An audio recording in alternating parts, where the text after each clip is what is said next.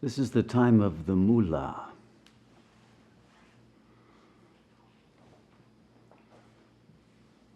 Not the moolah, that's the euphemism for money.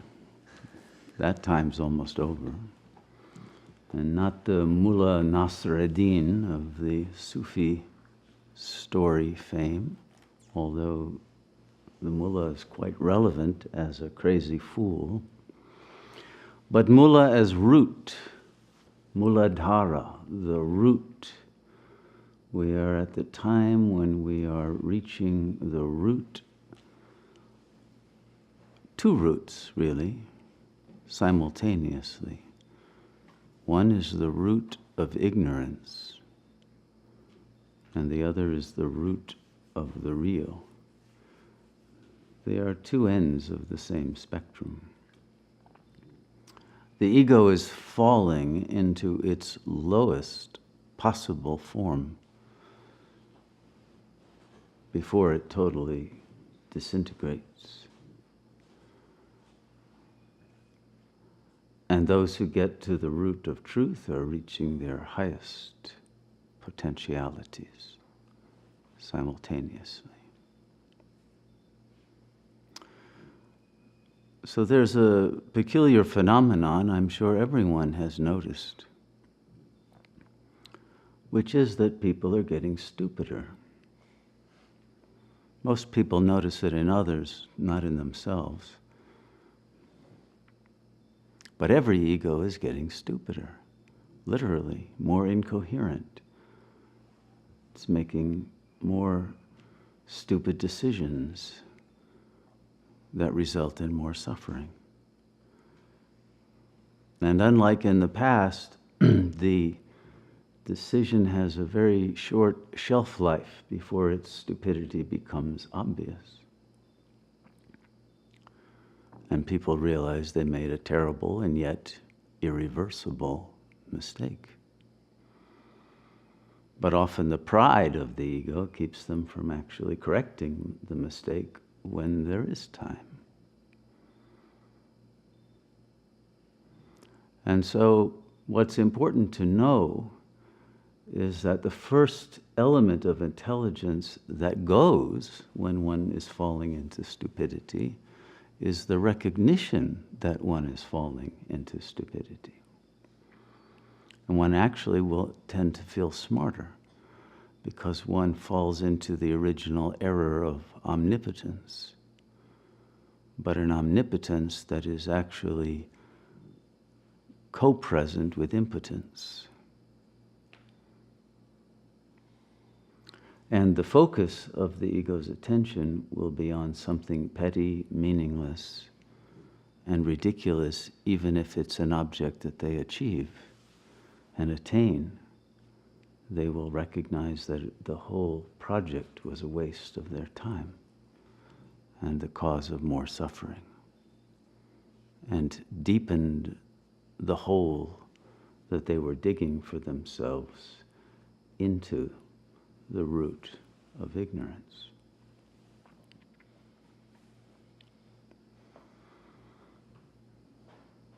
And at the same time, those who are seeking the root of truth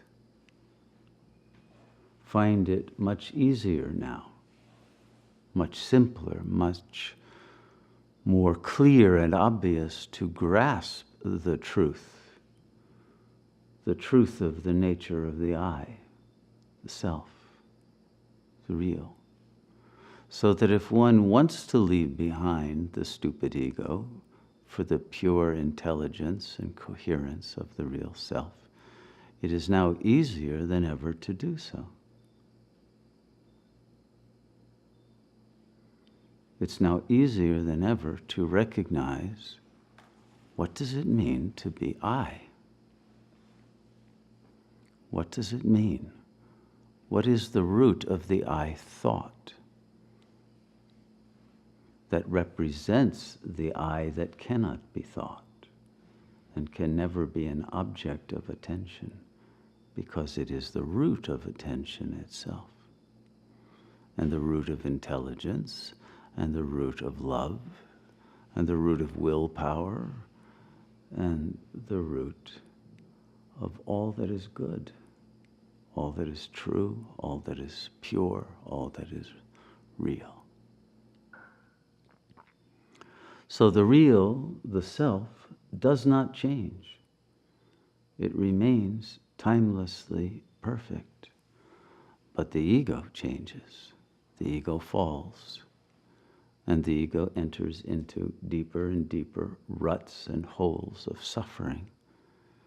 And the suffering remains attached to it as a self-image.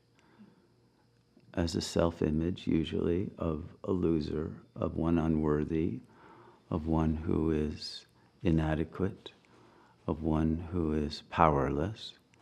And that self-image remains glued to an ego that is too stupid to recognize that it's a total delusion, and that the real self that cannot be represented by the mind is a manifestation of the real that is God, and that no stupidity can attach to it.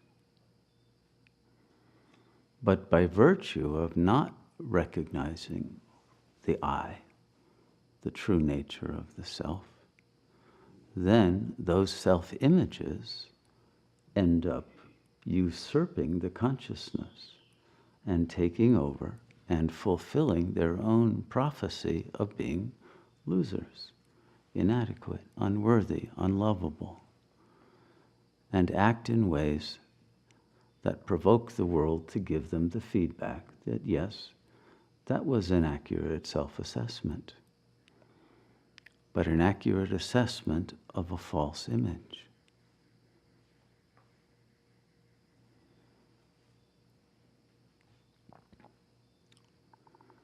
Because we are coming to the moment when the root is exposed, revealed,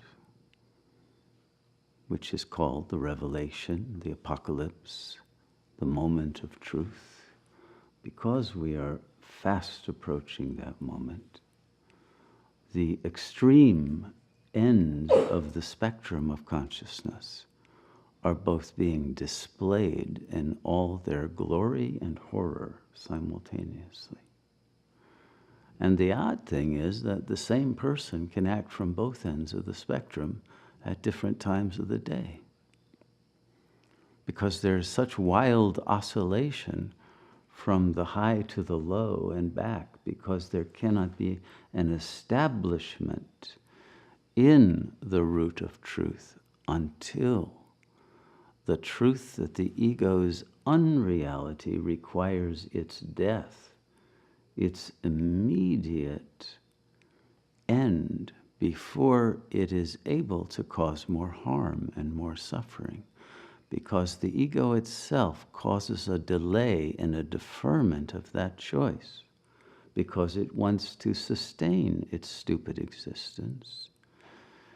It stops the consciousness from reaching that level where it has the power to kill its own Frankenstein monster, but instead remains loyal to it, attached, identified, and ultimately forced back into the root of stupidity. The only medicine is knowledge, knowledge of the real, and to establish oneself in that knowledge. This is called jnana samadhi. It is called the level of consciousness reached in meditation in which one refuses to leave the real. One refuses to fall into stupidity, into illusion, into incoherence. One refuses to identify with matter when one is pure spirit. One refuses to identify with the body. One refuses to identify with the past. One refuses to identify with the agony of the ego. And its agony is always a search for its own real self, a search for the love that no one else can give it, a search for the power to make decisions based on love and based on the strength of character that is the nobility and royalty of the real self, and becomes a groveling slave of its own fears and acts in ways that are unworthy and produces the very bad karma that they are terrified will come to them. This is the sad story, the tragic condition of the ego, but it's a farce now. The tragedy is over because there isn't any royalty left to even bring about a fall, because one was already so fallen, so corrupted, so cynical, so out of touch with reality and living in a bubble of one's own projections, one's denial, one's wishful thinking. There was not even any strength of character that had been betrayed, but only a blind groping for some niche in which to find a sense of security, and an inability to recognize it when they found it, and a running away from the real because the real would show them the horror of the false that they have been stuck in. And so because the shame is too great for the ego to endure, to see an accurate mirror of what it has become, it prefers ignorance. And it prefers to wither away in its root of ignorance than to awaken to the truth of what it is. And it remains in a purgatory of sadness and despair that God has abandoned one, and one is living in a realm in which one is forced to wait for one's fate to unfold, rather than having the ability to make it happen, because one is the dreamer of one's dream, not a victim of it.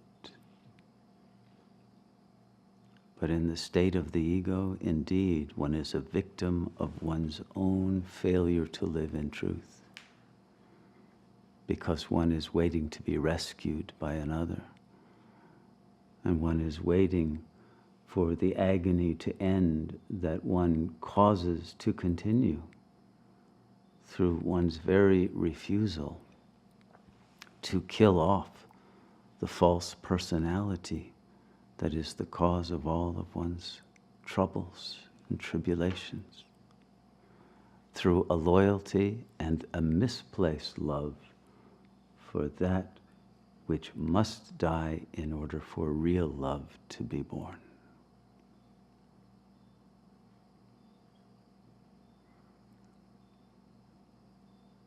Yogis are those who have come out of the stupidity of the ego and awakened to the truth and the power and the intelligence of the real self.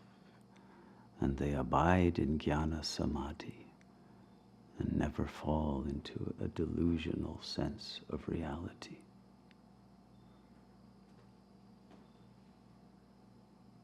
The urgency of doing this is now extreme, because the tendency of the ego to make very bad decisions is upon us.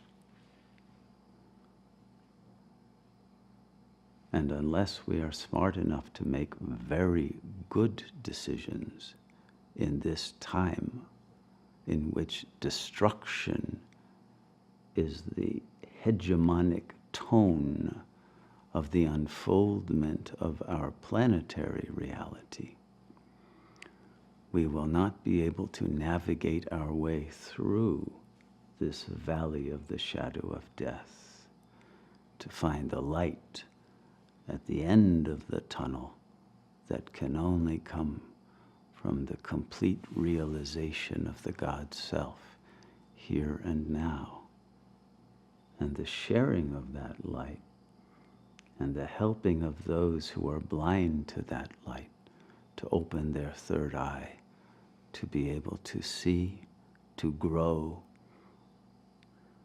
and to transform into avatars of that divine power, that divine love, that supreme intelligence that is our only salvation.